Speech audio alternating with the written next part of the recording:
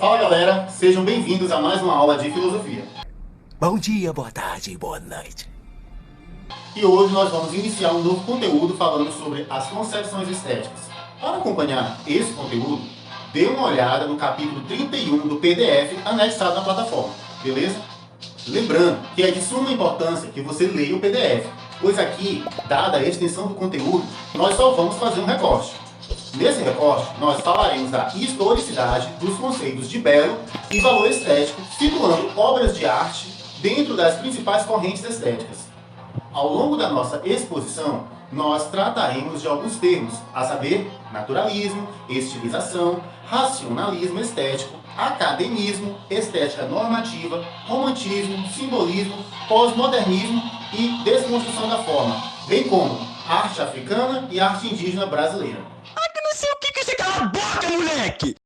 Caríssimos, o conceito de belo é eminentemente histórico.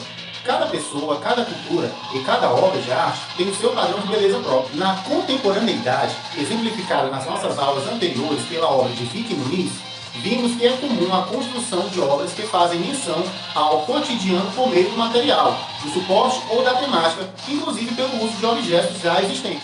Como bem exemplificamos, o artista sempre parte de objetos imateriais, por assim dizer, dos outros, materiais que pertencem a todos, por exemplo, e cujo seu valor de uso dentro do ciclo do consumo é negado e diluído para adquirir uma nova identidade, como elemento de uma obra de arte. As suas obras de arte ainda dão margem a outras questões, como a arte deve ter função crítica, como nessa exposição de lixo extraordinário, em que os modelos eram os próprios catadores.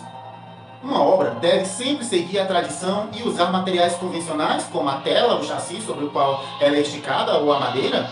Será que em outras épocas essas obras de arte da série Lixo Extraordinário seria considerada arte? Para ajudar a responder a essas perguntas, vamos examinar as várias correntes estéticas que vieram determinar as relações entre arte e realidade, o estatuto e a função da obra de arte. E para não perder o hábito, vamos começar por eles. Pô, cara, de novo, cara! Pô, cara! Não aguento, cara! Os gregos e o conceito de naturalismo. Tá falando sério? O naturalismo constitui uma noção fundamental que marcou profundamente grande parte da arte ocidental, da Grécia Antiga até o final do século XIX, com interrupção durante a Idade Média. O naturalismo pode ser definido como a ambição de colocar diante do observador uma semelhança convincente das aparências reais das coisas. A admiração pela obra de arte, nessa perspectiva, advém do hábito do artista em fazer a obra parecer ser o que não é, parecer ser a realidade e não a representação. Na atitude naturalista, podemos distinguir algumas variações, dentre as quais as mais importantes são o realismo e o idealismo. O naturalismo realista mostra o mundo como ele é, nem melhor nem pior. É característico, por exemplo, da arte renascentista do século XV. Já o naturalismo idealista retrata o mundo nas suas condições mais favoráveis. Na verdade, mostra como o mundo seria da forma como desejamos que fosse, melhorando e aperfeiçoando o real. É o padrão da arte grega, que não retrata pessoas reais, mas pessoas idealizadas. O naturalismo foi uma atitude dominante da arte ocidental por muitos séculos, com exceção do período medieval. Na Grécia Antiga, não havia a ideia de artista no sentido que hoje empregamos, uma vez que a arte estava integrada ao cotidiano. As obras de arte dessa época eram utensílios como vasos, ânforas, copos, edificações que são os templos ou instrumentos educacionais. O artífice que os produzia era considerado um trabalhador manual, do mesmo nível do agricultor ou do ferramenteiro. Ele era um artesão e tinha domínio da técnica, numa sociedade que considerava o trabalho manual menos digno que o intelectual. Platão, por exemplo, recusou-se a dar valor autônomo ao que chamamos de arte. Para ele, existe uma ordem metafísica e ética no mundo, sendo tarefa da filosofia descobri-la por meio do pensamento racional. Já a arte só poderia ter valor se representasse corretamente essa ordem ou nos ajudasse a agir de acordo com ela.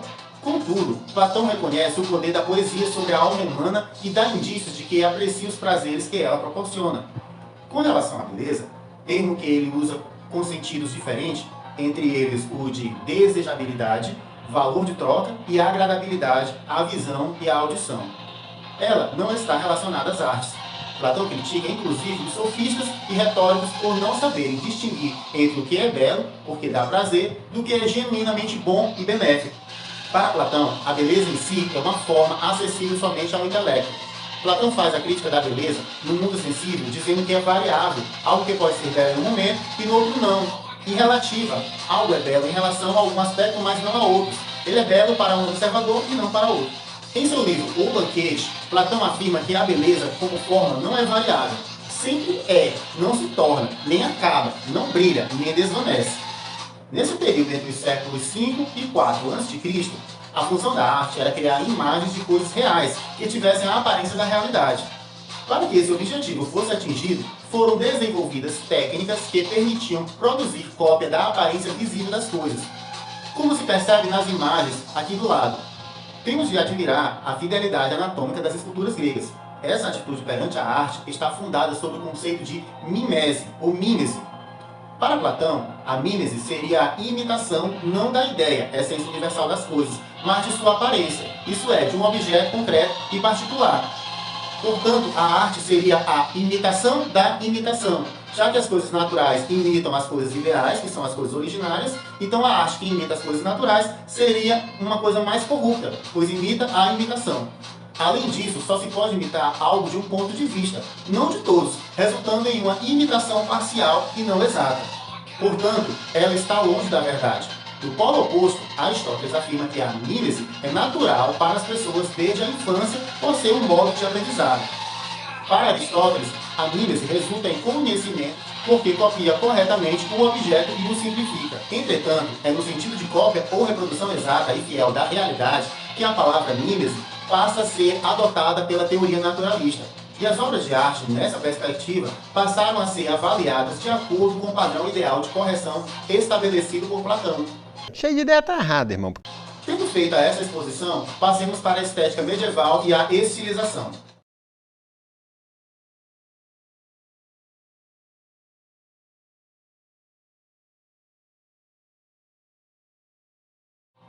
Entretanto, por causa do analfabetismo generalizado das populações dos feudos, a Igreja Católica utilizou-se da pintura e de esculturas para fins didáticos, ou seja, para ensinar religião e infundir o temor do julgamento final e das penas do inferno. As obras de arte assumiram a condição de símbolos que manifestavam a natureza divina e canalizavam a devoção do homem para a divindade suprema. Por isso, a postura naturalista é abandonada em prol da estilização, isto é, da simplificação dos traços, da esquematização das figuras e do desapego aos detalhes individualizantes. A estilização respondia melhor à necessidade de naturalização dos princípios da religião cristã. A arte bizantina do mesmo período mostrava extraordinária homogeneidade desde sua codificação no século VI até a queda de Constantinopla em 1453. Preocupada com a expressão religiosa e com a tradução da teologia em forma de arte, a Igreja Ortodoxa Bizantina padronizou a expressão artística, abolindo a representação do volume em pinturas e mosaico, preferindo as figuras chapadas e por figuras humanas com vestes de linhas sinuosas. Mantidas suas características próprias, tanto no Ocidente quanto no Império Bizantino, prevaleceu a ideia de que a beleza não era um valor independente dos outros, mas o refugir da verdade no símbolo. A obra de arte, assim, nos permitiria alcançar a visão direta da perfeição da natureza divina.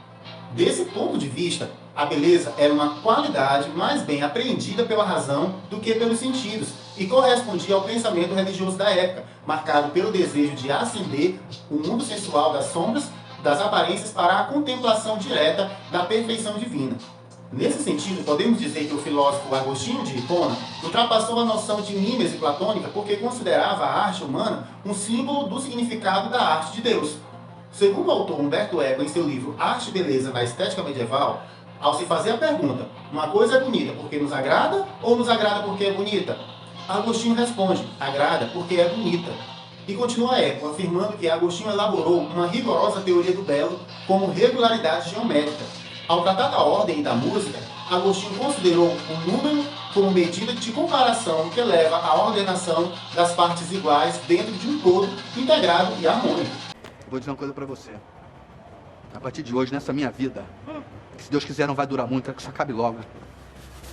Tudo que eu fizer pra aqui nessa vida vai ser pra você ter orgulho de mim.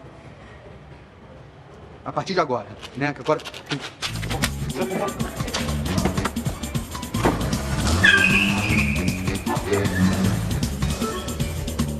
Falemos agora do que outro expoente filosófico medieval pensava sobre a arte. Estamos falando de Tomás de Aquino. São Tomás de Aquino, o mais sábio dos santos, ou o mais santo dos sábios, adoro esse título, retomou o pensamento de Aristóteles e recuperou o mundo sensível que havia sido considerado fonte de pecado durante quase toda a Idade Média. Ele adaptou o conceito de forma que justifica a existência das coisas individuais. Ele afirmava que as formas dependiam de Deus, que tinham a chave do ser das coisas. São elas que conferem unidade, verdade e bondade, ou seja, que permitem que as coisas individuais possuam por derivação os atributos transcendentais de Deus. Honestamente, para mim aqui está toda a sabedoria de São Tomás. O cara conseguiu desdobrar os bocós dizendo que, em suma, se Deus criou o mundo e o mundo é bom, tudo que está no mundo é bom. Daí, se a arte está no mundo, toda a representação do mundo é boa. Ou seja, se o mundo é criação de Deus, terá as marcas de sua origem e será a encarnação simbólica do Logos divino. O mundo passa a poder ser objeto de nossa atenção e interpretação. Volto a dizer, o cara estava dizendo que se uma pessoa, só porque estuda algo que não é a Bíblia, ou está na Bíblia, ela não está se afastando de Deus, pois se o mundo é criação de Deus, portanto o estudioso só está contemplando a criação divina. Dá até para ouvir São Tomás pensando alto, chupa a banda de bocó. Mas dentro da filosofia cristã, para Tomás de Aquino, assim como para Agostinho, beleza e bondade não eram considerados atributos diferentes, eram modos diferentes de olhar aspectos diversos das mesmas coisas. A beleza é o aspecto agradável da bondade, pois o belo é agradável à cognição, ao passo que o bom está relacionado ao desejo. São Tomás estabeleceu 3 condições para a beleza: integridade ou perfeição, devida proporção ou harmonia entre as partes, claridade ou luminosidade, ou seja, o resplendor da forma em todas as partes da matéria. Resumindo, podemos dizer que a essência da beleza, em geral, consiste na resplandecência da forma sobre parte da matéria proporcionalmente ordenada. Eu não entendi o que ele falou. Eu também. Bom, galera, por enquanto eu vou ficando por aqui. Eu espero que vocês tenham gostado e compreendido o conteúdo e eu conto com vocês para a nossa próxima aula. Beleza? Falou, tchau!